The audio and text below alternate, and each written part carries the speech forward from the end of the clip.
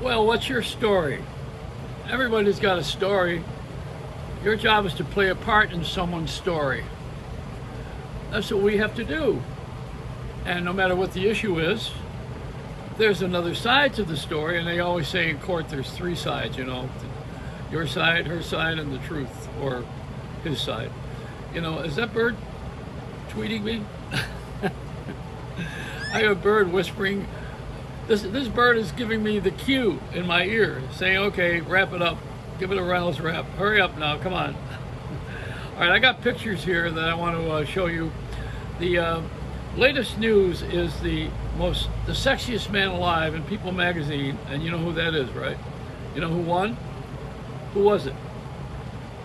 Come on, you know who it was? Michael Jordan, that's right.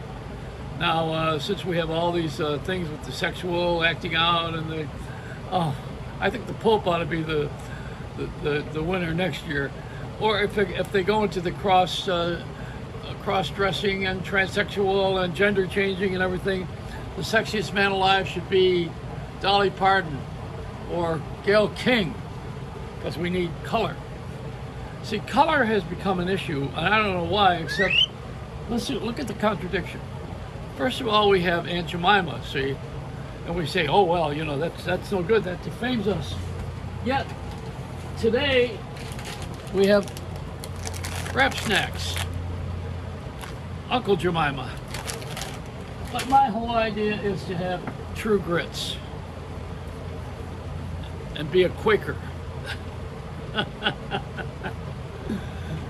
The nitty gritty. I told you that the Amish say about this election, when they look at the votes in Pennsylvania and they see Trump, they say, thou sucks. But that's a political statement. The other thing that's coming up here is this push on CBS television. They seem to want to be the black network. They own BET, which is a black network. They even have a show on marijuana tonight, which is going to show how unfair the black people have been treated with marijuana, by being imprisoned for distributing and for using drugs and marijuana, and how the white people have profited from the black people's mistakes of becoming dealers. They want to blame white people for the black crimes now. I mean, this has gotten so repulsive, because we're all one nation.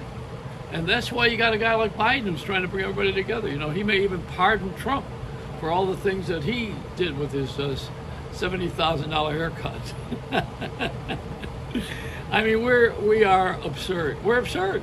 It's ridiculous. You know, everybody is taking this moment that they have, and they're fighting for whatever they want to have, whatever their cause is, whatever's inside of them, because they know you can get away with it right now. You know, when there were ways that you could not promote something, it didn't get promoted unless you hired a PR firm, and then you had to play the game. I did a thing on yesterday on who are they? I don't know if you remember that. Who are they? Who are they? Who are the people that make everything happen? Who are the ones that make it happen? They're called they. They did this. They did that. Who are they? And now I see that there's going to be a podcast that's on iHeartRadio, I think, from a guy who's going to name who they are and how they got to where they are. See, I'm on time. I'm on time, but you know, my age is defeating the whole principle, because, well, first of all, they want to hire people who are new and young, and they figure that if you have young people on TV or on the air, on the radio, then they're going to bring other young people, and they think that young people can relate more to young people, which is probably good, but it's a little limited. I mean, you only know so much, and you can only give so much of what you only know so much in life, and you can only give what you know, unless you're extremely gifted. And there are some. I can name some who are up there that don't belong there, but that's my opinion. And we all have that. We all have opinions. You know, America's filled with ideas, opinions, imagination, with bitching.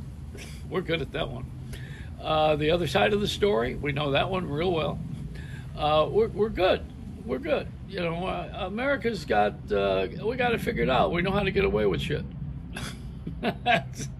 The rest of the world is in awe. They're going, how come they can do that? Why can't we do that? How do they get there? How do they get that? Well, I'll tell you, it's real simple. We have a mix. See, this is the only country on the planet that has everybody else's country. You didn't think of that, did you? we're the ones that we take in everybody. You know, the Statue of Liberty is tired. Give me your everything. Give me whatever you got. Bring it here. This is the great garbage can of the world and the great dumping ground for the planet. Did you know that? Well, rethink it. Think about that on the way home after you heard me say all these things. See, this is an amazing country because we have everybody else's stuff, and the other countries don't. They don't take in everybody. They take in their own kind, and they keep their own kind, as a rule. Are there any other countries like us? I can't think of one. Australia may be close, but not. Nobody does what we do. Nobody has this kind of open door policy. Even Canada's got a little connection to the apron string of the Queen. We don't have any of that here. We got rid of all of it, and we have a cleansing process here. It's called poverty. When you are poor, you go to job and you make money. And if you get real rich, nobody bothers you. But if you start to steal, you go to jail. And if you are rich and you go to jail, you can pay a lawyer and get out of jail. Yeah, you didn't know that? You can escape everything with money and a lawyer. You can do nothing without having PR, public relations, and you need to have relationships. You need to have somebody who is championing your cause. We're back to lawyers, aren't we? Okay, that's it. That's a Reynolds wrap. That's today's lesson. The garbage can, America.